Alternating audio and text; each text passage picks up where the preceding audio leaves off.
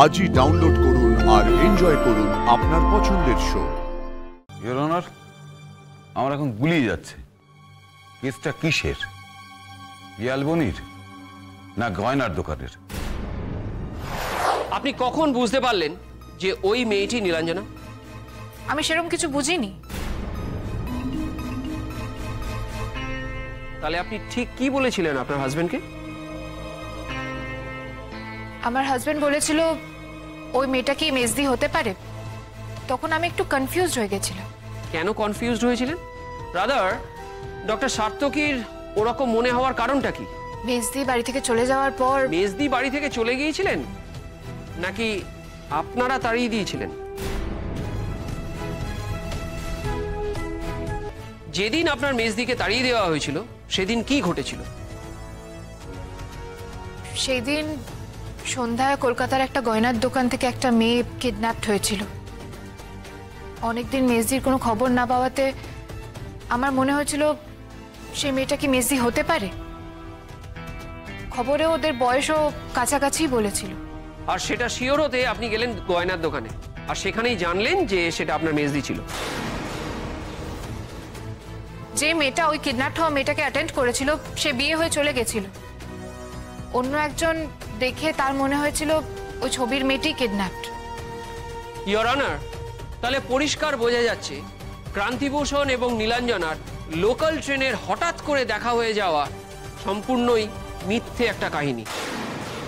ওই রাতে নীলাঞ্জনা কিডন্যাপড হয় আর তারপরে তাকে পাওয়া যায় ক্রান্তিভূষণের সঙ্গে। অর্থাৎ গয়নার দোকানে ডাকাতি করেই ক্রান্তিরাই ওকে তুলে নিয়ে গেছিল।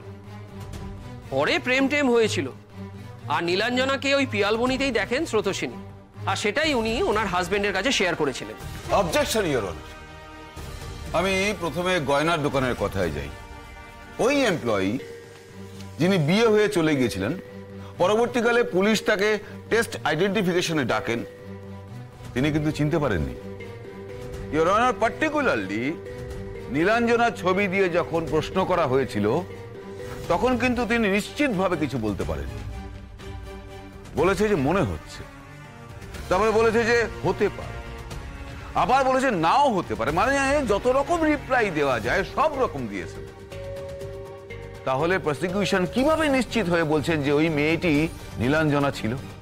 ইওর অনার, ঘটনার পরপরই দোকানের লোক তাকে চিনেছিল, কিন্তু এতদিন পরে হয়তো তারা ভুলে গেছে। ইওর অনার, ভুলে গেছে সেটা নয়, ডাকাতির বিরাট ঝঞ্ঝাটের পর ডাকাতির আগে আসা কোনো খদ্দেরের মুখ নির্ভুলভাবে মনে রাখা কোনো সাধারণ মানুষের পক্ষে সম্ভবপর নয়। হয়তো সেই মেয়েটির কাছাকাছি দেখতে অন্য কোনো একটি মেয়ে ছিল। এবার কিন্তু ডিফেন্স ধারণাও চলছে ইওর অনার। বাস্তবটা হলো যে গয়নার দোকানের যে মেয়েটি ওই কিডন্যাপ হওয়া মেয়েটিকে অ্যাটেন্ড করেছিল এবং যার কাছে পরে স্রোতস্বিনী গিয়েছিল, তারা কেউই কিন্তু টিআই প্যারেডে নীলাঞ্জনাকে আইডেন্টিফাই করতে পারেনি, যেমন পারেনি পিয়ালবনি মেডিকেল ক্যাম্পের কেউ। কারণ দুটোর কোনো জায়গাতেই নীলাঞ্জনা ছিলেন না। আমার মনে হচ্ছে ইওর অনার যে প্রসিকিউশনের নীলাঞ্জনা ওইখানে ছিল এটা প্রমাণ করাই উদ্দেশ্য।